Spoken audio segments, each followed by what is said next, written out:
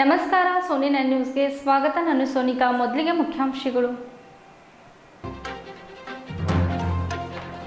ಬೀದರ್ ಜಿಲ್ಲಾ ಕಾನೂನು ಸೇವಾ ಪ್ರಾಧಿಕಾರದಿಂದ ಅಂತಾರಾಷ್ಟ್ರೀಯ ಮಹಿಳಾ ದಿನಾಚರಣೆ ಕಾರ್ಯಕ್ರಮ ಆಯ್ಕೆಯನ್ನು ಸವಾಲಾಗಿ ತೆಗೆದುಕೊಳ್ಳಲು ಮಹಿಳೆಯರಿಗೆ ಕರೆ.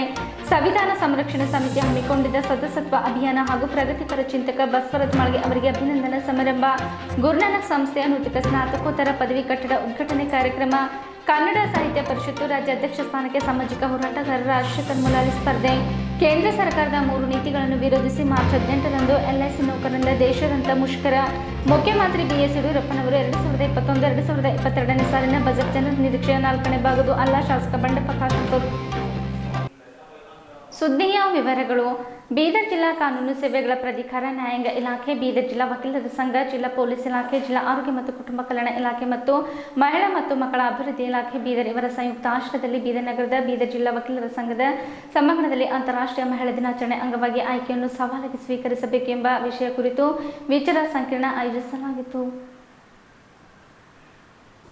ಬೀದರ್ ಜಿಲ್ಲಾ ಕಾನೂನು ಸೇವೆಗಳ ಪ್ರಾಧಿಕಾರ, ನ್ಯಾಯಾಂಗ ಇಲಾಖೆ, ಬೀದರ್ ಜಿಲ್ಲಾ ವಕೀಲರ ಸಂಘ, ಜಿಲ್ಲಾ ಪೊಲೀಸ್ ಇಲಾಖೆ, ಜಿಲ್ಲಾ ಆರೋಗ್ಯ ಮತ್ತು ಕುಟುಂಬ ಕಲ್ಯಾಣ ಇಲಾಖೆ ಮತ್ತು ಮಹಿಳಾ ಮತ್ತು ಮಕ್ಕಳ ಅಭಿವೃದ್ಧಿ ಇಲಾಖೆ ಬೀದರ್ ಇವರ ಸಂಯುಕ್ತ ಆಶ್ರಯದಲ್ಲಿ ಬೀದರ್ ನಗರದ ಬೀದರ್ ಜಿಲ್ಲಾ ವಕೀಲರ ಸಂಘದ ಸಭಾಂಗಣದಲ್ಲಿ ಅಂತಾರಾಷ್ಟ್ರೀಯ ಮಹಿಳಾ ದಿನಾಚರಣೆ ಅಂಗವಾಗಿ ಆಯ್ಕೆಯನ್ನು ಸವಾಲಾಗಿ ಸ್ವೀಕರಿಸಬೇಕೆಂಬ ವಿಷಯದ ಕುರಿತು ವಿಚಾರ ಸಂಕಿರಣದಲ್ಲಿ ಭಾಗವಹಿಸಿದ್ದ ಬೀದರ್ ಉಪವಿಭಾಗದ ಸಹಾಯಕ ಆಯುಕ್ತರಾದ ಗರಿಮಪ್ಪನವರವರು ಮಾತನಾಡುತ್ತಾ, ಮಹಿಳೆಯರನ್ನು ಸರ್ವರು ಗೌರವದಿಂದ ಕಾಣಬೇಕು ಎಂದರು.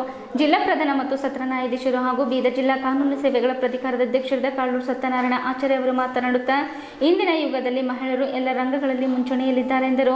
ಈ ಸಂದರ್ಭದಲ್ಲಿ ಮಹಿಳಾ ಪೊಲೀಸ್ ಅಧಿಕಾರಿಗಳು ಸೇರಿದಂತೆ ವಿವಿಧ ಕ್ಷೇತ್ರಗಳಲ್ಲಿ ಗಣನೀಯ ಸೇವೆ ಸಲ್ಲಿಸುತ್ತಿರುವ ಮಹಿಳೆಯರಿಗೆ ಸನ್ಮಾನಿಸಲಾಯಿತು. ಈ ಕಾರ್ಯಕ್ರಮದಲ್ಲಿ ಪ್ರಧಾನ ಹಿರಿಯ ಸಿವಿಲ್ ಮತ್ತು ಸಿಜೆಎಂ ನ್ಯಾಯಾಧೀಶರಾದ ಶ್ರೀಮತಿ ಜರೀನಾ, ಪ್ರಧಾನ ಹಿರಿಯ ಸಿವಿಲ್ ಮತ್ತು ಜೆಎಂಎಫ್ಸಿ ನ್ಯಾಯಾಧೀಶರಾದ ಶ್ರೀಮತಿ ಅರ್ಪಣಾ, ಮಹಿಳಾ ಮತ್ತು ಮಕ್ಕಳ ಅಭಿವೃದ್ಧಿ ಇಲಾಖೆಯ ಉಪನಿರ್ದೇಶಕರಾದ ತಿಪ್ಪಣ್ಣ ಸಿರಸಗಿ, ಹಿರಿಯ ನ್ಯಾಯವಾದಿ ಶ್ರೀಮತಿ ಶಕುಂತಲಾ ಪಾಟೀಲ್, ಸಿವಿಲ್ ನ್ಯಾಯಾಲಯದ ಆಡಳಿತ ಶಿರಸ್ತೇದಾರರಾದ ಶ್ರೀಮತಿ ನರಸಮ್ಮ ಅವರು ಸೇರಿದಂತೆ ಮೊದಲಾದವರಿದ್ದರು.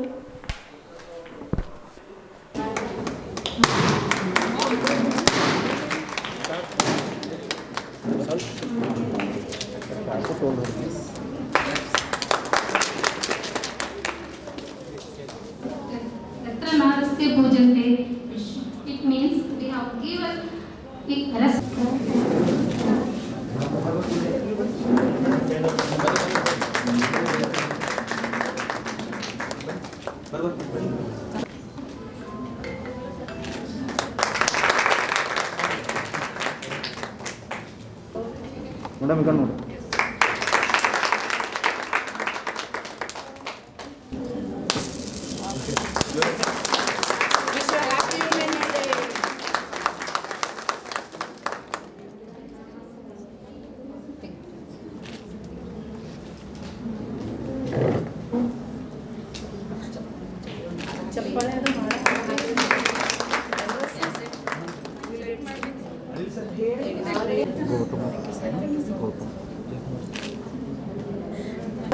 ಮೇಡಮ್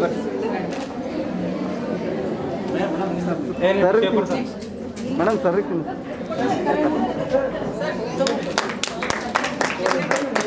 ನೀವು ತಿನ್ನಿಸ್ಬೇಕಿತ್ತು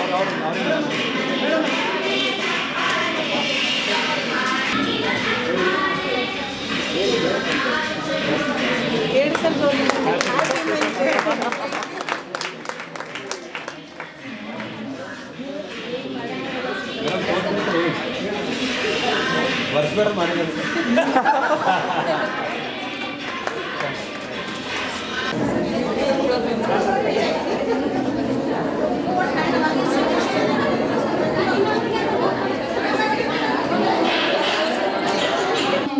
ಎಲೆಕ್ಟ್ರಾನಿಕ್ಸ್ ಆ್ಯಂಡ್ ಕಮ್ಯುನಿಕೇಶನ್ನಲ್ಲಿ ಪದವಿ ಪಡೆದು ಕುಮಾರಿ ಕೀರ್ತನಾದ ಅಲಾದ ಕೊಳೆಗರಿಗಳು ಅಮೆರಿಕ ಯೂನಿವರ್ಸಿಟಿ ಆಫ್ ಧನ್ಯವಾದಗಳು.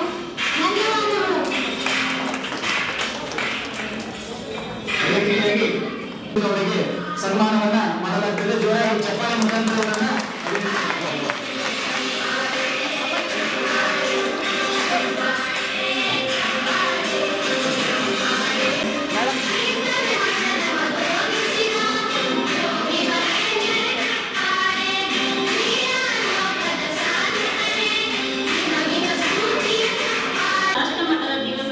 ದಿವಸ ಕಾರ್ಯಕ್ರಮದಲ್ಲಿ ಮದರ್ ತೆರೇಸಾ ಅವರ ವಾಸ್ತವ್ಯ ನೇತೃತ್ವದಲ್ಲಿ ಅವರ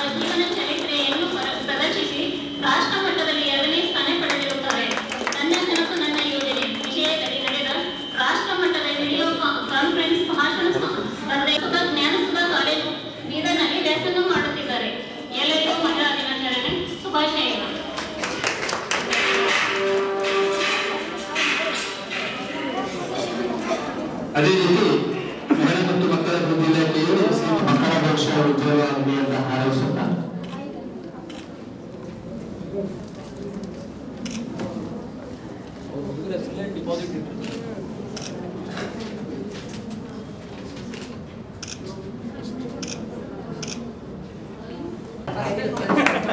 ಅದೇ ರೀತಿಯಾಗಿ ಮಹಿಳಾ ದಿನಾಚರಣೆ ಇದ್ದರೂ ಕೂಡ ಇಂದು ಹಾಜರಾಗಿದ್ದು ಅವರ ಕರ್ತವ್ಯ ಇಂದು ಕಟ್ಟಿಲ್ಲ ನಿಷ್ಠೆಯಿಂದ ಮಾಡ್ತಾ ಇದ್ದಾರೆ. ಅದನ್ನ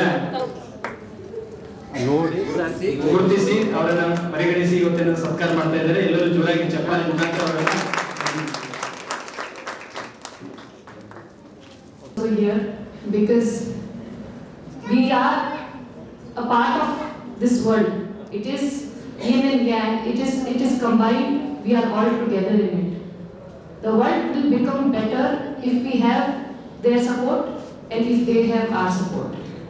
So for the women in your life who have contributed to you and who have made your daughter smile, your wife's care and your family's love, which makes it worth to live this life, I congratulate all of you. Happy Women's Day. Today it was a very sudden plan and I'm very glad and I'm actually very happy to be part of this function, sir. Thank you for inviting me and making me part of this. I see how excited everybody was and how they have participated into it. It makes me happy to see so many women who are part of the law, now making the law, changing the law and going forward. You know, we see a society reflected by the women who are part of it. Swami Vivekananda ಹೇಳಿದ್ರು, if a country has to progress, the parameter of development is the how women are treated in that country. If women are treated better, the country will develop. So we have to take a parameter. We have to ask our women, are they happy? Are they satisfied? Do what they need? What is that conversation has to happen if we have to develop. This year, Women's Day, choose to challenge. I don't know, probably some of the men in the compound, having known about this theme of this day's function, appears to have felt the, what you call, the fear psychosis, rather I would say, that already women have taken this as a challenge. We have been seeing in the history, whenever woman has taken a challenge, whether from her hut, house or from a kingdom, she has always shown what her strength is by fighting single-handed.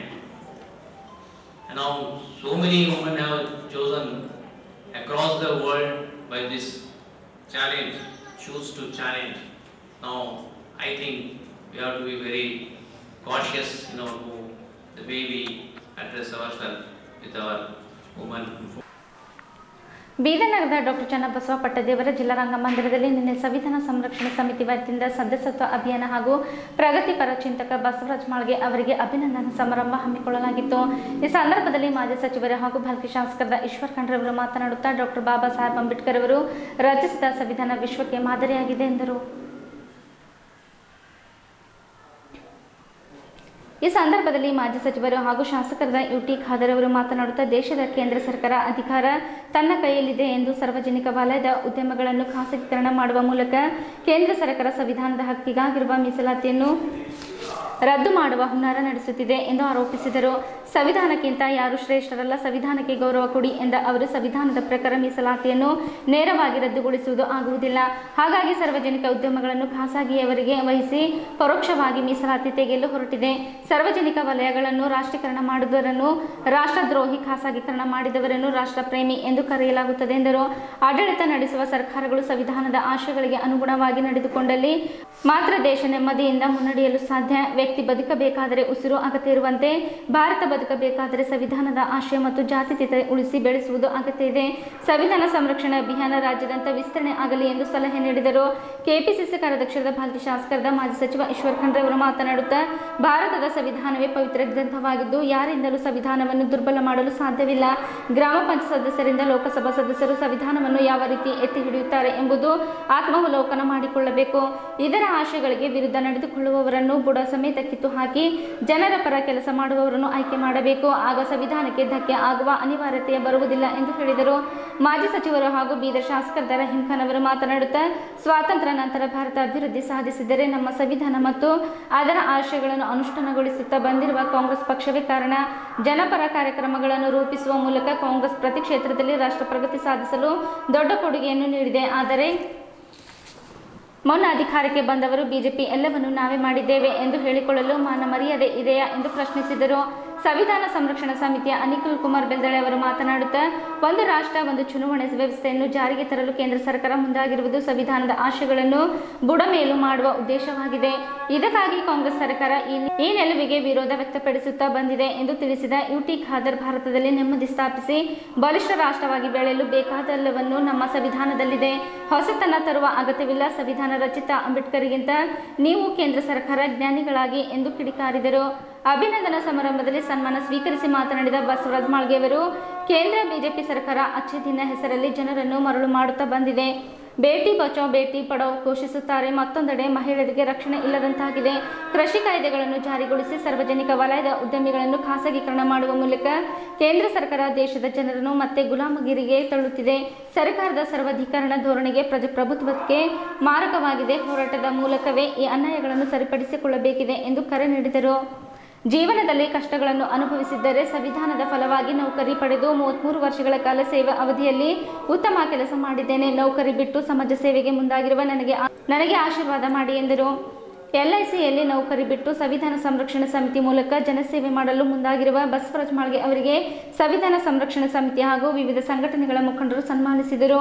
ಈ ಕಾರ್ಯಕ್ರಮದಲ್ಲಿ ಬಸವರಾಜ ಮಾಳ್ಗೆ, ಅಮೃತರಾವ್ ಚುಂಕೋಡ್, ಪೂಜಾ ಭಂತೆ, ಮಾಜಿ ಶಾಸಕ ಮಾರುತಿರಾವ್ ಮೂಳೆ, LIC ನೌಕರರ ಸಂಘದ ಪ್ರಧಾನ ಕಾರ್ಯದರ್ಶಿ M Ravi, DCC bank ಉಪಾಧ್ಯಕ್ಷ ಭೀಮರಾವ್ ಪಾಟೀಲ್, ಸಮಿತಿ ಅಧ್ಯಕ್ಷ ಅಬ್ದುಲ್ ಮನ್ನನ್ ಸೇಠ್, ಪ್ರಮುಖರಾದ ಆನಂದ್ ದೇವಪ್ಪ, ರಮೇಶ್ ಡಾಕುಳ್ಗಿ, ಬಾಬುರಾವ್ ಪಾಸ್ವಾನ್, ರಾಯಣ್ ಗಣೇಶ್, ಸುಬ್ಬಣ್ಣ ಕರಕನಹಳ್ಳಿ, ಶಾಲಿವನ್ ಬಡ್ಗೇರ್, ಬಾಬುರಾವ್ ಮಿಠಾರೆ, ಶಿವಕುಮಾರ್ ನೀಲಿಕಟ್ಟಿ, ಶ್ರೀಪತರಾವ್ ದೀನೆ, ಅಂಬದಾಸ್ ಗಾಯಕ್ವಾಡ್, ಶಶಿಧರ್ ಬಾಸನೆ ಮತ್ತಿತರರಿದ್ದರು.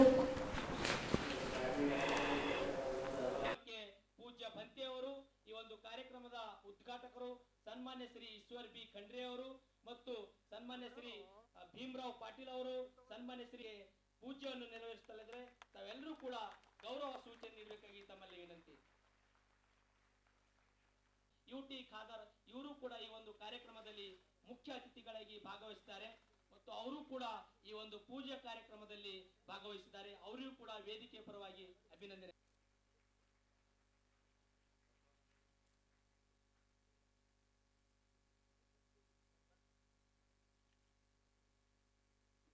ಮಹಾನಾಯಕ ಡಾಕ್ಟರ್ ಬಾಬಾ ಸಾಹೇಬ್ ಅಂಬೇಡ್ಕರ್ ಅವರ ಪೂಜಾ ಕಾರ್ಯಕ್ರಮವನ್ನು ನೆರವೇರಿಸಲಿರುವ ಪೂಜ್ಯ ಭಂತೆಯವರಿಗೆ ಜನತೆಯಾದ ನಾವು ಭಾರತವನ್ನು ಸಾರ್ವಭೌಮ ಸಮಾಜ ರೂಪಿಸುವುದಕ್ಕಾಗಿ ಭಾರತದ ಎಲ್ಲ ನಾಗರಿಕರಿಗೆ ಸಾಮಾಜಿಕ ನ್ಯಾಯ ವಿಚಾರ ಅಭಿವ್ಯಕ್ತಿ ನಂಬಿಕೆ ಧರ್ಮ ಮತ್ತು ಉಪಾಸನೆಯ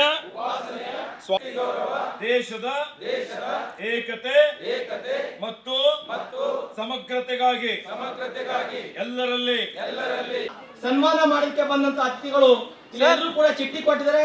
ಒಬ್ಬರೊಬ್ಬರ ಹೆಸರು ಕರಿತೇವೆ. ತಾವೆಲ್ಲರೂ ಬಂದು ದಯವಿಟ್ಟು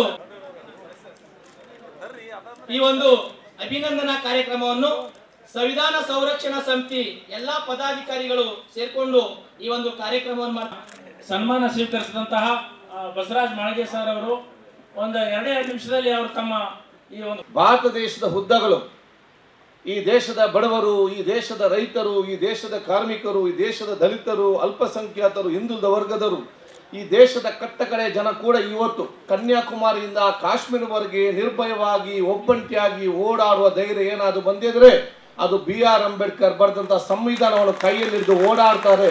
ಯಾವುದೇ ಪ್ರಧಾನಮಂತ್ರಿಯನ್ನ ರಾಜಕೀಯ ವ್ಯಕ್ತಿ ನೋಡಿ ಓಡಾಡ್ದಲ್ಲ, ಅದು BR ಅಂಬೇಡ್ಕರ್ ಸಂವಿಧಾನ ನಾವು ಕೈಯಲ್ಲಿ ಹಿಡ್ಕೊಂಡು ಓಡಾಡ್ತೇವೆ. ಯಾಕೆ ನೀವು ಎಲ್ಲಿಗೆ ಹೋಗಿ ನಿಮ್ಗೆ ಏನಾದ್ರು ಅನ್ಯಾಯ ಆದ ತಕ್ಷಣ ನಮಗೆ ಸಂವಿಧಾನದ ಹಕ್ಕಿದೆ ಅಂತೇಳಿ ಮಾತುವ ಅವಕಾಶ ಕೊಟ್ಟಿದ್ರೆ ಅದು ಬಹುಶಃ ಇವತ್ತು BR ಅಂಬೇಡ್ಕರ್ ಬರೆದಂಥ ಸಂವಿಧಾನದ ಒಂದು ಕೊಟ್ಟಂಥ ಅಧಿಕಾರ, ಅದನ್ನು ಉಳಿಸಿಕೊಂಡು ಬೆಳೆಸಿಕೊಂಡು ಮುಂದೆ ತೆಗೆದುಕೊಂಡು ಜವಾಬ್ದಾರಿ ಅದು ನಿಮ್ಮೆಲ್ಲರ ಜವಾಬ್ದಾರಿ. ಆದ ಕಾರಣ ಬಹುಶಃ ಇದು ಬೀದರ್ ಮಾತ್ರ ಅಲ್ಲ, ಇಡೀ ರಾಜ್ಯದ ಉದ್ದಗಲೂ ಕೂಡ ಇಂಥ ಜನಜಾಗೃತಿ ಕಾರ್ಯಕ್ರಮಗಳು ಆಗಲೇಬೇಕು.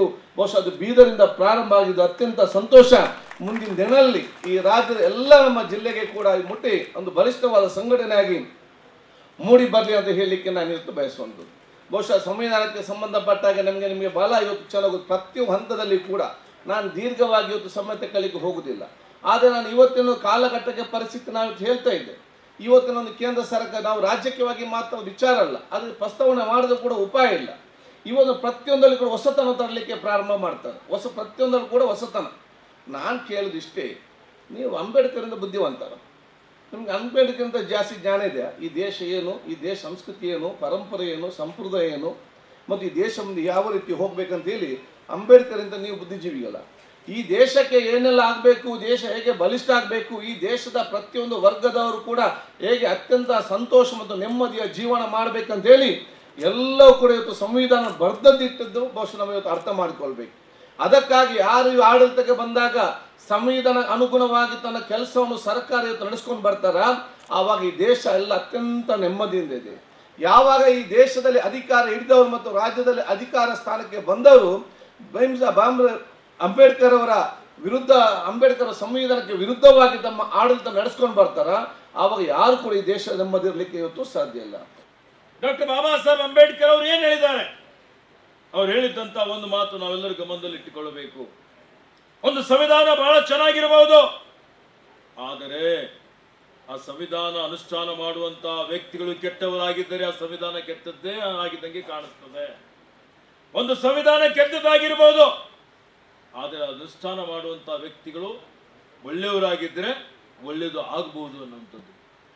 ಹೀಗಾಗಿ ಇವತ್ತು ನಾವೆಲ್ಲ ಆಲೋಚನೆ ಏನ್ ಮಾಡಬೇಕಾಗಿದೆ, ಆತ್ಮಾವಲೋಕನ ಏನ್ ಮಾಡಿಕೊಳ್ಬೇಕಾಗಿದೆ ಅಂತ ಹೇಳಿದ್ರೆ, ಗ್ರಾಮ ಪಂಚಾಯತಿಯಿಂದ ಲೋಕಸಭೆಯವರೆಗೆ ಇವತ್ತಿನ ಸಂವಿಧಾನದ ಅಡಿಯಲ್ಲಿ ನಾವೇನು ಆಯ್ಕೆ ಮಾಡ್ತಾ ಇದೀವಿ ಜನಪ್ರತಿನಿಧಿಗಳು, ಅವ್ರು ಯಾವ ರೀತಿಯಲ್ಲಿ ಸಂವಿಧಾನ ಎತ್ತಿಡುವಂತ ಕೆಲಸ ಮಾಡ್ತಾ ಇದ್ದಾರೆ, ಯಾರು ಸಂವಿಧಾನದ ಪರ ಇದ್ದಾರೆ, ಯಾರು ಸಾಮಾಜಿಕ ನ್ಯಾಯದ ಪರ ಇದ್ದಾರೆ, ಯಾರು ಸುಳ್ಳು ಹೇಳ್ತಾರೆ, ಮೋಸ ಮಾಡ್ತಾರೆ, ವಂಚನೆ ಮಾಡ್ತಾರೆ, ಸಂವಿಧಾನಕ್ಕೆ ಅಪಚಾರ ಮಾಡ್ತಾರೆ, ಯಾರು ಇವತ್ತು ದಿವಸ ಹೊಡೆದಾಳುವ ನೀತಿ ಅನುಸರಿಸ್ತಾರೆ, ಅಂತವ್ರಿಗೆ ಬುಡ ಸಮೇತ ಕಿತ್ತಾಕುವಂತ ಕೆಲಸ ಮಾಡಬೇಕಾಗಿದೆ. ಇವತ್ತು ಆ ಕೆಲಸ ಇವತ್ತು ನಾವೆಲ್ಲ ಮಾಡಿ, ಯಾರು ಒಳ್ಳೆಯವರಿದ್ದಾರೆ, ಯಾರು ಜನಪರ ಕೆಲಸ ಮಾಡ್ತಾ ಇದ್ದಾರೆ, ಸಾರ್ವಜನಿಕ ಕ್ಷೇತ್ರದಲ್ಲಿ ಇವತ್ತು ಸೇವಾ ಮನೋಭಾವನೆಯಿಂದ ಯಾರು ದುಡಿತಾರೆ ಅಂತವರಿಗೆ ನಾವು ಆಯ್ಕೆ ಮಾಡಿದ್ರೆ ಈ ಸಂವಿಧಾನಕ್ಕೆ ಧಕ್ಕೆ ಬರುವಂತ ಪ್ರಶ್ನೆ ಬರೋದಿಲ್ಲ, ಸಂವಿಧಾನ ಸಂರಕ್ಷಣೆ ಮಾಡಿ ಅಂತ ಹೇಳುವಂತ ಪ್ರಸಂಗನೂ ಬರೋದಿಲ್ಲ ಅನ್ನುವಂತ ಮಾತನ್ನ ಹೇಳಿಕೆ ಬಯಸ್ತಾ है। इसी तरह संविधान को उन्होंने समझे हैं तो सब कुछ छोड़ने के लिए तैयार हो गए, और इंशाअल्लाह जब संविधान की बात आ गई तो मैं भी सब कुछ छोड़ने के लिए तैयार हूं, इंक्लूडिंग मेरे एमएलए पोस्ट भी छोड़ूंगा उसके लिए लड़ने के लिए। मैं बड़ी बात नहीं बोल रहा। और संविधान के बारे में बहुत कुछ है, अगर सोचे तो लोग समझ रहे हैं अभी भी। जिस दिन इसका मार पड़ेगा सबको, उस दिन रोए तो भी आप हम सबको काम नहीं आएगा। तो उससे पहले हम जागृत होना चाहिए, उसी के लिए ये अभियान चला रहे हैं। अगर ये मैं 2-4 एग्जाम्पल देके खत्म करता हूं। ये अगर संविधान पहले क्या सिस्टम था वही सिस्टम को ला रहे, जो अंग्रेजों के दौर में, जो मुगल के दौर में, उससे पहले दौर में, राजाओं के दौर में जो था मनुवादी सिस्टम के गरीब गरीबी रहना। आज अपने आप तो आपका बच्चा मेडिकल पढ़ा, आईएएस पढ़ा, इंजीनियर पढ़ा बोल के इतनी शांति जो हम लोग करते हैं, हम सबको मिला के ये बाबा साहब की देन है। नहीं तो कि बच्चे को स्कूल में एडमिशन नहीं मिल सकता था। बाबा साहब के संविधान की वजह से सबसे बड़ा संविधान बाबा साहब लिखे हैं। ಇವತ್ತು ಭಾರತದಲ್ಲಿ ಮನೆಗೆ ಒಬ್ಬರು ತಯಾರಾಗ್ತಾ ಇದ್ದಾರೆ. ಆ ನಿಟ್ಟಿನಲ್ಲಿ ಕಳೆದ 30 ವರ್ಷದಿಂದ ನಮ್ಮ ಜೊತೆಯಲ್ಲಿ ಒಡನಾಟಿಯಾಗಿ ದಲಿತ ಚಳವಳಿ ಇರಬಹುದು, ಗೊಂಡ ಸಂಘರ್ಷ ಚಳವಳಿ ಇರ್ಬೋದು, ಬಸವರಾಜ ಮಾಳ್ಗೆ ಅಣ್ಣವ್ರು. ಅವರಿಗೆ ನಮ್ಗೆ 20 ವರ್ಷ ಕಲ್ತಿಲ್ರಿ ವ್ಯಕ್ತಿಗತವಾಗಿ, ಆದರೆ ಸೈದ್ಧಾಂತಿಕವಾಗಿ ಎಂದೂ ನಾವು ಒಂದೇ. ಇವತ್ತು ಅಮೃತರಾವ್ ಚಿಮ್ಕೋಡ್ ಇರ್ಬೋದು, ನಾವಿರ್ಬೋದು, ಯಾರೇ ಇರ್ಬೋದು, ದೋಸ್ತಿ ಬೇರೆ, ಆದರೆ ಸೈದ್ಧಾಂತಿಕ ಚಳವಳಿಯಲ್ಲಿ ಇವತ್ತು ನಾವೆಲ್ಲರೂ ಕುಂತವ್ರು ಇಲ್ಲಿ ಒಂದು ರಾಷ್ಟ್ರ, ಒಂದು ಸಂವಿಧಾನ ಅಂತ ನಾವಿಲ್ಲಿ ಕುಂತಿದ್ದೀವಿ. ಹಾಗಾಗಿ ಬಸವರಾಜ ಮಾಳ್ಗೆ ಅವರು, ನಾವೆಲ್ಲರೂ ಹೇಳಿದೆವು, ಮಾನ್ಯ ಈಶ್ವರ್ ಸಾಹೇಬ್ರ ಹತ್ರ ಮಾತಾಡಿದೀವಿ, ಮಾನ್ಯ ಸಿದ್ದರಾಮಯ್ಯ ಅವ್ರ ಹತ್ರ ಮಾತಾಡಿದೀವಿ, ಅವರು ರಾಜೀನಾಮೆ ಕೊಡ್ತಿಲ್ಲತ್ತಾರ ಸರ್. ಎಲ್ಲರಿಗೂ ನೌಕರಿ ಸಿಗೋದು ಇವತ್ತು ಕಷ್ಟ ಅದ ರೀ. ಇವತ್ತು ನೌಕರಿ ಸಿಗೋದು ಭಾಳ ಕಷ್ಟ ಅದ. ಅಂಥದ್ರಾಗ ಅವರೊಂದು ಅಧಿಕಾರಿ ಉನ್ನತ ಸ್ಥಾನ ಬಿಟ್ಟು ಇವತ್ತು ಸಂವಿಧಾನಕ್ಕೋಸ್ಕರ ನಾನು 24x7 ಕೆಲಸ ಮಾಡ್ತಾ ಇದ್ದೀನಿ. ಅದಕ್ಕೆ ಹಿನ್ನೆಲೆ ಅವ್ರು ನಮ್ಮ ಜೊತೆಯಲ್ಲಿ ಕೆಲಸ ಮಾಡತ್ತಾರೆ. ಇವತ್ತು ನನಗೂ ಆಗಲಿ ಅವರಿಗಾಗಲಿ ಬೇರೆ ಬೇರೆ ಶಕ್ತಿಗಳು ನೀವೆಲ್ಲ ಕೆಲಸ ಮಾಡಿದ್ರೆ ತಮಗೆ ಥ್ರೆಟನಿಂಗ್ ಬರ್ತಾ ಇದೆ. ನಮ್ಮ ಆಸ್ತಿ ಪಾಸ್ತಿಗಳ ಮೇಲೆ ಕಣ್ಣು ಹಾಕ್ತಾ ಇದ್ದಾರೆ. ಅವರು ನೌಕರಿಗೆ ಸಂಚಕಾರ ತರ್ತಾ ಇದ್ರು. ಅವರಂದ್ರೂ ಸಂಚಕಾರ ತರೋದಕ್ಕೇನಪ್ಪ ಇಲ್ಲ, ನಮ್ಮ ದೇಶದಲ್ಲಿ ಉದಾಹರಣೆಗಳಿಗೆ ಸಾಮಾಜಿಕವಾಗಿ ತ್ಯಾಗ ಮಾಡಿದವರು. ಹಾಗಾಗಿ ನನ್ನ ಉದ್ಯೋಗವನ್ನು ನಾನು ಬಿಟ್ಟು ಇವತ್ತು ಸಂವಿಧಾನಕ್ಕೆ ಬರ್ತೀನಿ ಅಂತ ಹೇಳಿ ಇವತ್ತು ರಾಜ್ಯಾದ್ಯಂತ ಈ ಕಾರ್ಯಕ್ರಮವನ್ನು ಚಾಲನೆ ಮಾಡಕ ನಾವು ನೀವೆಲ್ಲ ಸೇರಿದ್ದೇವೆ. ಇದಕ್ಕೆಲ್ಲ ಇವತ್ತಿನ ವೇದಿಕೆ ಮೇಲೆ ಎಲ್ಲರೂ ಆಕ್ಸಿಯನ್ರಾಗಿರ್ತಕ್ಕಂಥ ಮಾನ್ಯ ಸಿದ್ದರಾಮಯ್ಯ ಸಾಹೇಬರು ಸಹಿತ ಆವಾಗಲೇ MLA ಆಗಿ ಬಂದಿದ್ದರು ಬೆಂಗಳೂರಿಗೆ. ಅವರು ಸಹಿತ ಈ ಸಂವಿಧಾನ, ಮೀಸಲಾತಿ, ಸಾಮಾಜಿಕ ನ್ಯಾಯ ಪರ ಮಾತಾಡ್ತಕ್ಕಂಥದ್ದು ನಾನು ಅವ್ರಿಗೆ ಭಾಳ ಹತ್ತಿರದಿಂದ ನೋಡಿದೆ. ಈ ಜನರಲ್ ಪೋಸ್ಟ್ ಆಫೀಸಲ್ಲಿ ಕೆಲಸ ಮಾಡಬೇಕಾದ್ರೆ ನನಗೊಂದಲೇ ಒಂದು ಕಡೆ ಕಾಡ್ತಾ ಇರ್ತಿತ್ತು, ನಾ ಈ ಸರ್ವಿಸನ್ನು ಬಿಡಬೇಕು, ನನಗೆ ಅವಕಾಶ ಸಿಗಲಿಲ್ಲ ಓದಲಿಕ್ಕೆ. ನನಗೆ ಯಾವಾಗ ಅವಕಾಶ ಸಿಗಲಿಲ್ಲ ಓದಲಿಕ್ಕೆ, ಅಂಥ ಸಮಯದಲ್ಲಿ ನಾನು ಕೆಲಸಕ್ಕೆ ಸೇರ್ಕೊಂಡಿದ್ದೀನಿ. ಆದರೆ ಒಳ್ಳೆ ಸಂಸ್ಥೆಯನ್ನು ಹಿಡಿಬೇಕು ಅಂತೇಳಿ ನಾನು ಬ್ಯಾಂಕಿಗೆ ಗೊತ್ತಿತ್ತು, ನನಗೆ LIC ಗೊತ್ತಿರಲಿಲ್ಲ. ಬ್ಯಾಂಕಿನಾಗ ಅಪಾಯಿಂಟ್ಮೆಂಟ್ ಆಯ್ತು, ನನಗೆ LIC ಅಪಾಯಿಂಟ್ಮೆಂಟ್ ಆಯ್ತು. ಆಮೇಲೆ ಅದು ಬ್ಯಾಂಕ್ನವ್ರು ಆದೇಶ ಕೊಡ್ತಾಗ ಲೇಟ್ ಮಾಡಿದ್ರು, LICದವ್ರು ಆರ್ಡರ್ ಮಾಡಿ ಬಂದು ಕೊಟ್ಟಿದ್ರು 1984. 1984ರಲ್ಲಿ ನಾನು LIC ಜಾಯ್ನ್ ಆಗಿದ್ದು ಬರ್ತಾ ಇದ್ದೆ. ಸಿದ್ದರಾಮಯ್ಯ ಸಾಹೇಬ್ರಿಗೆ ಒಂದು ಮಾತು ಹೇಳಿದೆ, ಸರ್ ನಾನು ನಮ್ಮೂರಾಗ ಕೆಲಸ ಸಿಕ್ಕಿದೆ, ಬೆಂಗಳೂರು ಬಿಡ್ತಾ ಇದ್ದೀನಿ, ಬೀದರ್ಗೆ ಹೋಗ್ತಾ ಇದ್ದೀನಿ. ಬೀದರ್ ನಗರ ಪ್ರತಿಷ್ಠಿತ ಗುರುನಾನಕ್ ಸಂಸ್ಥೆಯ ನೂತನ ಸ್ನಾತಕೋತ್ತರ ಪದವಿ ಕಟ್ಟಡ ಉದ್ಘಾಟನೆ ಕಾರ್ಯಕ್ರಮ ಹಮ್ಮಿಕೊಳ್ಳಲಾಗಿತ್ತು. ಮುಖ್ಯ ಅತಿಥಿಯಾಗಿ ಭಾಗವಹಿಸಿದ ಗುಲ್ಬರ್ಗಾ ವಿಶ್ವವಿದ್ಯಾಲಯದ ಉಪಕುಲಪತಿ ಶ್ರೀ ದಯಾನಂದ ಅಗಸರ್ ಅವರು ಮಾತನಾಡುತ್ತಾ, ವಿದ್ಯಾರ್ಥಿಗಳು ಯೋಚಿಸಿ ಸರಿಯಾದ ದಿಕ್ಕಿನಲ್ಲಿ ಹೆಜ್ಜೆ ಇಡಬೇಕು, ವಿದ್ಯಾರ್ಥಿಗಳು ಅಂಕಗಳಿಗಿಂತ ಜ್ಞಾನಾರ್ಜನೆ ಮುಖ್ಯ ಎಂದು ಹೇಳಿದರು. ಬೀದರ್ ನಗರ ಪ್ರತಿಷ್ಠಿತ ಗುರುನಾನಕ್ ಸಂಸ್ಥೆಯ ನೂತನ ಸ್ನಾತಕೋತ್ತರ ಪದವಿ ಕಟ್ಟಡ ಉದ್ಘಾಟನೆ ಕಾರ್ಯಕ್ರಮ ಹಮ್ಮಿಕೊಳ್ಳಲಾಗಿತ್ತು. ಮುಖ್ಯ ಅತಿಥಿಯಾಗಿ ಭಾಗವಹಿಸಿದ ಗುಲ್ಬರ್ಗಾ ವಿಶ್ವವಿದ್ಯಾಲಯದ ಉಪಕುಲಪತಿ ದಯಾನಂದ ಅಗಸರ್ ಅವರು ಮಾತನಾಡುತ್ತಾ, ವಿದ್ಯಾರ್ಥಿಗಳು ಯೋಚಿಸಿ ಸರಿಯಾದ ದಿಕ್ಕಿನಲ್ಲಿ ಹೆಜ್ಜೆ ಇಡಬೇಕು, ವಿದ್ಯಾರ್ಥಿಗಳು ಅಂಕಗಳಿಗಿಂತ ಜ್ಞಾನಾರ್ಜನೆ ಮುಖ್ಯ ಎಂದು ಹೇಳಿದರು. ಗುರುನಾನಕ್ ಸಂಸ್ಥೆಯು ಈ ಭಾಗದ ಪ್ರತಿಷ್ಠಿತ ಸಂಸ್ಥೆ ಆಗಿದ್ದು, ಒಳ್ಳೆಯ ಮೂಲಸೌಕರ್ಯ, ಉತ್ತಮ ನಿರ್ವಹಣೆ, ಕೌಶಲ್ಯಯುತ ಬೋಧಕ ಸಿಬ್ಬಂದಿ ಹೊಂದಿದ್ದಾರೆ ಎಂದು ಹೇಳಿದರು. ಹಾಗೂ ಈ ಎಲ್ಲ ಸೌಕರ್ಯಕ್ಕೆ ಕಾರಣಕರ್ತರಾದ ಶ್ರೀಮತಿ ರೇಷ್ಮಾ ಕೌರ್ಜಿ ಅವರು ಗೌರವ ಡಾಕ್ಟರೇಟ್ ಗೆ ಅರ್ಹರು ಎಂದು ಹೇಳಿದರು. ನವಭಾರತಕ್ಕೆ ಶೈಕ್ಷಣಿಕ ಕ್ರಾಂತಿಯಾದ ಹೊಸ ಶಿಕ್ಷಣ ನೀತಿ ಬಗ್ಗೆ ವಿವರವಾಗಿ ವಿದ್ಯಾರ್ಥಿಗಳಿಗೆ ವಿವರಿಸಿದರು. ಕೇವಲ ವ್ಯಾಪಾರಕ್ಕಾಗಿ ಕಾಲೇಜುಗಳು ಫ್ಯಾಕ್ಟರಿಯಂತೆ ನಡೆಸುವುದು ಒಳ್ಳೆಯದಲ್ಲ ಎಂದರು. ಗುರುನಾನಕ್ ಸಂಸ್ಥೆ ಒಳ್ಳೆಯ ರೀತಿಯಲ್ಲಿ ಡಾಕ್ಟರ್ S ಬಲ್ಬರ್ ಸಿಂಗ್ ನಡೆಸುತ್ತಿದ್ದಾರೆ, ನನಗೆ ಬಹಳ ಹೆಮ್ಮೆ ಎನಿಸುತ್ತದೆ ಎಂದರು. ಸಂಸ್ಥೆಯ ಉಪಾಧ್ಯಕ್ಷ ಶ್ರೀಮತಿ ರೇಷ್ಮಾ ಕೌರ್ ಅವರು ಮಾತನಾಡುತ್ತಾ, ಪದವಿ ಪೂರ್ವ ಕಾಲೇಜಿನಿಂದ ಪದವಿ ಕಾಲೇಜಿನವರೆಗೆ ಸುಮಾರು 3,000 ವಿದ್ಯಾರ್ಥಿಗಳು ವ್ಯಾಸಂಗ ಮಾಡುತ್ತಿದ್ದು, ಅವರಿಗೆ ಒಳ್ಳೆಯ ಕೌಶಲ್ಯಯುತ ಶಿಕ್ಷಣ ನೀಡುತ್ತಿದ್ದು, ಉತ್ತಮ ವಿದ್ಯಾರ್ಥಿಗಳಿಗೆ ನಮ್ಮ ಸಂಸ್ಥೆಯಿಂದಲೇ ಉದ್ಯೋಗ ನಿಯೋಜನೆ ಮಾಡಲಾಗುತ್ತದೆ ಎಂದು ತಿಳಿಸಿದರು. ಇಲ್ಲಿಯ ಶಿಕ್ಷಕರು ಮಕ್ಕಳಿಗೆ ಕಲಿಸಿಕೊಟ್ಟ ಪ್ರಾಮಾಣಿಕತೆ, ಓದಿನ ಗುಟ್ಟು ಮತ್ತು ಅಧ್ಯಯನಶೀಲತೆಗಳು ಮಕ್ಕಳಿಗೆ ಯಾವಾಗಲೂ ಎತ್ತರಕ್ಕೆ ಕೊಂಡೊಯ್ಯುವಂತಾಗಿದೆ ಎಂದರು. ಈ ಸಂದರ್ಭದಲ್ಲಿ ಪ್ರಾಂಶುಪಾಲರಾದ ಡಾಕ್ಟರ್ ಶ್ಯಾಮಲ ವಿ ದತ್ತ, ಪ್ರೊಫೆಸರ್ SN ಬಿರದರ್ ಮತ್ತು ಸಿಬ್ಬಂದಿ ವರ್ಗದವರು ಉಪಸ್ಥಿತರಿದ್ದರು.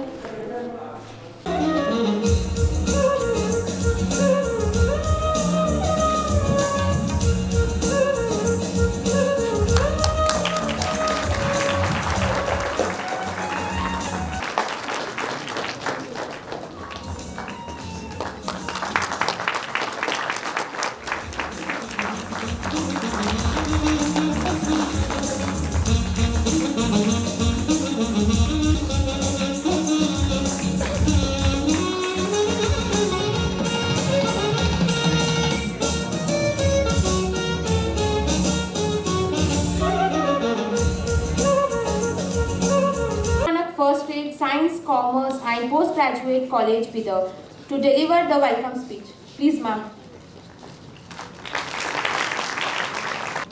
I take great pride and it's an honor to introduce Professor Aksar as my batchmate and especially because Sir was the one who bagged most of the prizes.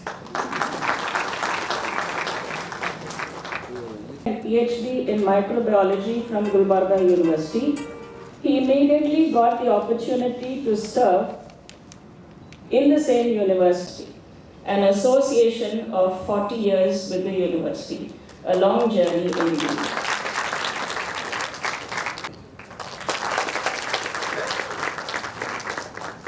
Now I wish to extend a very warm welcome to our guest of honor and a gift to the college by Sir as we complete 20 years this year. Welcome, sir. You are like and groomed them to reach the highest order. She also is credited with many awards, both national and state, and last year she was the to this auspicious occasion.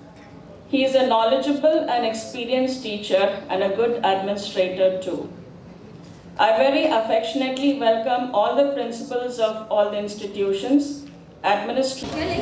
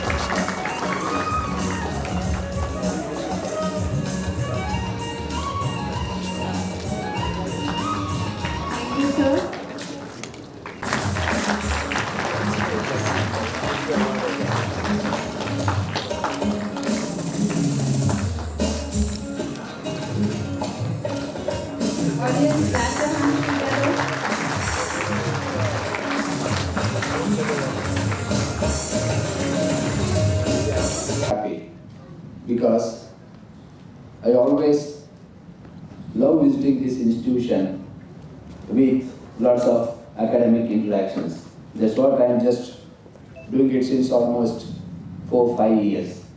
I remember my visits earlier with the earlier Vice Chancellor Professor S.R. Niranjana to your institutions.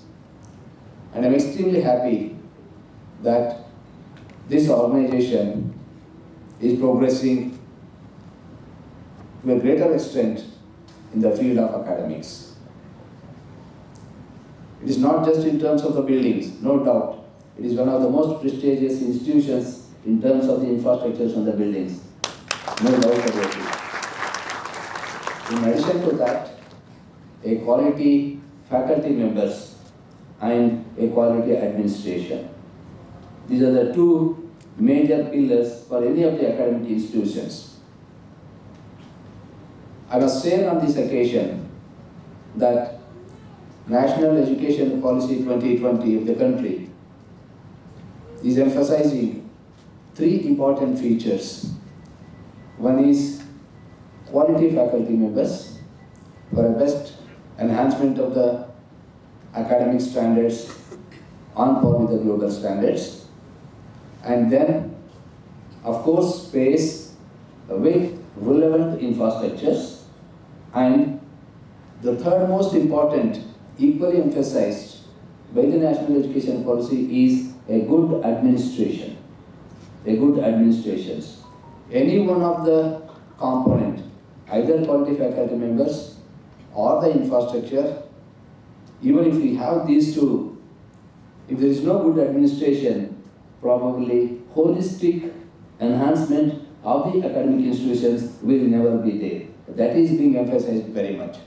I was mentioning to sir that our aim and mission further is to, as we are already going for NAC, and our founder, chairman, president, Sri Pantratan Shiromani Sardar Joga Singh Ji's dream was to have Deemed University here, and we are pursuing with that, and we are looking forward for autonomous status, and if we are able to fit into all these parameters as it is required by NEP, I'm sure our vision, our founder president's vision is not far for us to achieve the goals. And as Sir has mentioned just now, that campus requires 3,000 students, but I think we have more than 3,000, more than 4,000 students if you take it from PU to engineering college and degree college. We have more than 4,000 students. So I think we also fit into that parameter also. So, sir, we will definitely look into the MOUs which you have mentioned. We look forward to that, and as you were talking about the interdisciplinary streams approach, I think engineering college also needs that, is as we were just discussing with you, that mechanical branch this time had a very big setback. So if we have this interdisciplinary approach, I'm sure this setback which we have now, after every few years there's a slack either in civil, in mechanical or computer science. So this approach of interdisciplinary definitely will decrease this setback in one particular branch, and the students will be employable. So a mechanical student need not look up to only the CS department, and he will be employable because he will be aware of both the technical backgrounds of both the branches, and that is what I think NEP is looking out for. So that's a very good approach, sir, and it is so good that you have enlightened us on these few points. Kannada ನಾಡಿನ ಪ್ರಾತಿನಿಧಿಕ ಸಂಸ್ಥೆಯಾಗಿರುವ ಕನ್ನಡ ಸಾಹಿತ್ಯ ಪರಿಷತ್ತು ನಾಡಿನ ಅಸ್ಮಿತೆಯಾಗಿದೆ. ಮೈಸೂರು ಅರಸರಾಗಿದ್ದ ರಾಜಶ್ರೀ ನಾಲ್ವಡಿ ಕೃಷ್ಣರಾಜ ಒಡೆಯರ್ ಅವರಿಂದ 1915ರಲ್ಲಿ ಚಾಲನೆ ಪಡೆದುಕೊಂಡ ಕನ್ನಡ ಸಾಹಿತ್ಯ ಪರಿಷತ್ತು ಶತಮಾನ ಕಂಡಿದೆ. ಮೇ 9ರಂದು ನಡೆಯಲಿರುವ ಪರಿಷತ್ತಿನ ಅಧ್ಯಕ್ಷ ಸ್ಥಾನಕ್ಕೆ ನಡೆಯಲಿರುವ ಚುನಾವಣೆಯಲ್ಲಿ ಸ್ಪರ್ಧಿಸಿದ್ದೇನೆ ಎಂದು ಸಾಮಾಜಿಕ ಕಾರ್ಯಕರ್ತರು ಹಾಗೂ ಹೋರಾಟಗಾರರಾದ ರಾಜಶೇಖರ್ ಮುಲಾಲಿ ಅವರು ಬೀದರ್ ನಗರದಲ್ಲಿ ಕರೆದ ಸುದ್ದಿಗೋಷ್ಠಿಯಲ್ಲಿ ಹೇಳಿದರು.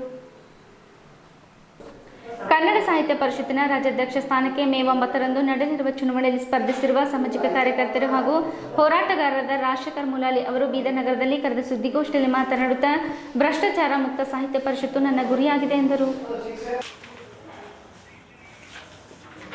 ಬೀದರ್ ತನ್ನದೇ ಆದ ಸಂಸ್ಕೃತಿಯನ್ನು ಉಳಿಸ್ಕೊಂಡಿದೆ. ನಂತರ ಸಾಹಿತ್ಯ ಪರಿಷತ್ತಿಗೂ ಸಹ ತಮ್ಮದೇ ಆದ ಕೊಡುಗೆಯನ್ನು ಬೀದರ್ನಿಂದ ಕೊಟ್ಟಿದೆ ಅಂತ ಹೇಳ್ತೀನಿ. ಇದಲ್ಲದೆ 105 ವರ್ಷಗಳ ಇತಿಹಾಸದಲ್ಲಿ ಒಬ್ಬರೂ ಸಹ ಕಲ್ಯಾಣ ಕರ್ನಾಟಕದಿಂದ ಚುನಾವಣೆಗೆ ಸ್ಪರ್ಧಿಸಿಲ್ಲ. ಒಬ್ಬರೂ ಸಹ ಇಲ್ಲಿವರೆಗೂ ನಮ್ಮ ಭಾಗದವರು ಅಧ್ಯಕ್ಷರಾಗಿಲ್ಲ. ಕನ್ನಡ ಸಾಹಿತ್ಯ ಪರಿಷತ್ತು ಕೇವಲ ಬೆಂಗಳೂರಿಗೆ ಮಾತ್ರ ಸೀಮಿತ ಆಗಿದೆ. ಒಂದೇ ಒಂದು ಸಮುದಾಯದವರು 85 ವರ್ಷಗಳ ಕಾಲ ಅಧ್ಯಕ್ಷರಾಗಿದ್ದಾರೆ. ಅಂದರೆ ನಾವು ಬರೀ ಓಟ್ ಹಾಕಬೇಕು, ಯಾವುದು ಜವಾಬ್ದಾರಿ ತಗೋಬಾರ್ದು ನಾವು. ಅಂದರೆ ಅವರ ಒಂದು ಪರಿಷತ್ತಿನ ಹಿಂದಿನ ಎಲ್ಲ ಅಧ್ಯಕ್ಷರ ಕಾರ್ಮಿಕರಾಗಿ ನಮ್ಮನ್ನು ದುಡಿಸ್ಕೊಂಡಿದ್ದಾರೆ ಇಲ್ಲಿವರೆಗೂ. ಬೀದರ್ ಜಿಲ್ಲಾ ವಿಮೆ ನೌಕರರ ಸಂಘದ ಸಭಾಂಗಣದಲ್ಲಿ ಕರೆದ ಸುದ್ದಿಗೋಷ್ಠಿಯಲ್ಲಿ ರಾಯಚೂರು ವಿಮೆ ನೌಕರರ ಸಂಘದ ಪ್ರಧಾನ ಕಾರ್ಯದರ್ಶಿಗಳಾದ ಎಂ ರವಿ ಅವರು ಮಾತನಾಡುತ್ತಾ, LICಯ ಷೇರುಗಳನ್ನು IPO ಮೂಲಕ ಮಾರುಕಟ್ಟೆಯಲ್ಲಿ ಮಾರಾಟ ಮಾಡುವೆ. ವಿಮೆ ವಲಯದಲ್ಲಿ FDI ಮಿತಿಗಳನ್ನು 49% 74% ಹೆಚ್ಚಿಸಲು ಸರ್ಕಾರ ತೆಗೆದುಕೊಂಡ ನಿರ್ಧಾರವನ್ನು ವಿರೋಧಿಸಿ 18ನೇ ಮಾರ್ಚ್ ಅಂದು ರಾಷ್ಟ್ರವ್ಯಾಪಿ ಮುಷ್ಕರವನ್ನು ಆಚರಿಸಲು LICಯ ನೌಕರರು ಮತ್ತು ಅಧಿಕಾರಿಗಳು ನಿರ್ಧರಿಸಿದ್ದಾರೆ ಎಂದರು. ಬೀದರ್ ಜಿಲ್ಲಾ ವಿಮೆ ನೌಕರರ ಸಂಘದ ಸಭಾಂಗಣದಲ್ಲಿ ಕರೆದ ಸುದ್ದಿಗೋಷ್ಠಿಯಲ್ಲಿ ರಾಯಚೂರು ವಿಮೆ ನೌಕರರ ಸಂಘದ ಪ್ರಧಾನ ಕಾರ್ಯದರ್ಶಿಗಳಾದ ಎಂ ರವಿ ಅವರು ಮಾತನಾಡುತ್ತಾ, ಒಂದು ಸಾರ್ವಜನಿಕ ವಲಯದ ಸಾಮಾನ್ಯ ವಿಮೆ ಕಂಪನಿಯನ್ನು ಖಾಸಗೀಕರಣಗೊಳಿಸಲು ಹೊರಟಿಸಿರುವ ಸರ್ಕಾರದ ಕ್ರಮದ ವಿರುದ್ಧ ಅಖಿಲ ಭಾರತ ವಿಮೆ ನೌಕರರ ಸಂಘ ಮತ್ತು ಉದ್ಯಮದ ಇತರ ಎಲ್ಲ ಕಾರ್ಮಿಕ ಸಂಘಟನೆಗಳು ಕರೆ ನೀಡಿವೆ ಎಂದರು. ಅಖಿಲ ಭಾರತ ವಿಮೆ ನೌಕರರ ಸಂಘವು ಈ 3 ಪ್ರಸ್ತಾಪಗಳನ್ನು ವಿರೋಧಿಸುತ್ತದೆ.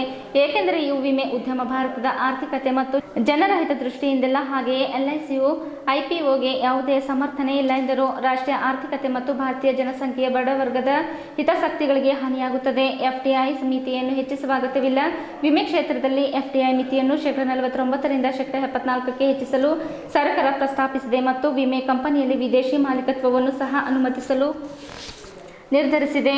FDI ಹೆಚ್ಚಳದ ವಾದವೆಂದರೆ ವಿಮೆ ಬಂಡವಾಳದ ತೀವ್ರ ಅಗತ್ಯವಾಗಿದೆ ಎಂದರು.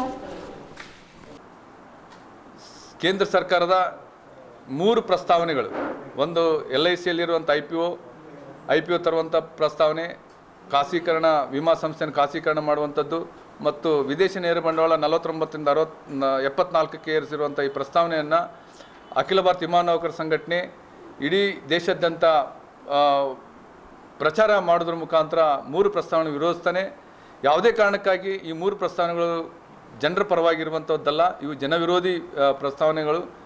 ನಿಮ್ಮ ಒಂದು ಅಧಿವೇಶನದಲ್ಲಿ ಮುಂಬರುವಂಥ ಬಜೆಟ್ ಅಧಿವೇಶನದಲ್ಲಿ ಇವನ್ನು ಕೈ ಬಿಡಬೇಕು ಅಂತಂತೇಳಿ ಈಗಾಗಲೇ ಪ್ರಚಾರ ಆಂದೋಲನ ಪ್ರಾರಂಭ ಮಾಡಿದ್ವಿ. ಈ ಪ್ರಚಾರ ಆಂದೋಲನದ ಭಾಗವಾಗಿ ಜನಪ್ರತಿನಿಧಿಗಳನ್ನ ಭೇಟಿಯಾಗುವುದು ಮತ್ತು ಪಾಂಪ್ಲೆಟ್ ಡಿಸ್ಟ್ರಿಬ್ಯೂಷನ್ ಮಾಡುವುದು. ಇಡೀ ದೇಶಾದ್ಯಂತ ಮಾರ್ಚ್ 18ನೇ ತಾರೀಕು ಎಲ್ಲ ವರ್ಗದ ನೌಕರರು ಸೇರಿ ಒಂದಿನದ ಮುಷ್ಕರ, ಈ ಒಂದು ಪ್ರಪೋಸಲ್ ಕೈ ಬಿಡಲಿಕ್ಕೆ ಒತ್ತಾಯಿಸಿ ನಾವು ಮುಷ್ಕರವನ್ನು ಮಾಡ್ತಾ ಇದ್ದೀವಿ. ಈ ಒಂದು ಪ್ರಕ್ರಿಯೆಯಿಂದ ದೇಶದ ಜನರ ಸಣ್ಣ ಉಳಿತಾಯಕ್ಕೆ ದೊಡ್ಡ ಪ್ರಮಾಣದಲ್ಲಿ ಧಕ್ಕೆ ಬರ್ಬೋದು. ನಂತರ ಅವರ ಒಂದು ಸುರಕ್ಷತೆ ಭದ್ರತೆಗೆ ದೊಡ್ಡ ಪ್ರಮಾಣದಲ್ಲಿ ಧಕ್ಕೆ ಬರ್ತದೆ. ನಂತರ ದೇಶದ ಒಂದು ಏನು ಯೋಜನೆಗಳಿಗೆ ಸಂಸ್ಥೆ ಕೊಡ್ತಾ ಇದೆ, ಮುಂದೆ ಏನು ಹಲವಾರು ರೂಪದಲ್ಲಿ ಹಣಕಾಸಿನ ಸಹಾಯ ಮಾಡ್ತಾ ಇದೆ, ಅದಕ್ಕೆ ದೊಡ್ಡ ಪ್ರಮಾಣದಲ್ಲಿ ಧಕ್ಕೆ ಬರ್ತದೆ.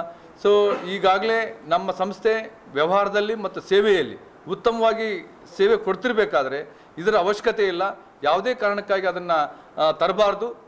ಇಮ್ಮಿಡಿಯೇಟಾಗಿ ತಕ್ಷಣವೇ ಕೈ ಬಿಡಬೇಕು ಅಂತಂತೇಳಿ ಈ ಕೇಂದ್ರ ಸರ್ಕಾರಕ್ಕೆ ನಾವು ಮನವಿ ಮಾಡ್ತಾ ಇದ್ದೀವಿ.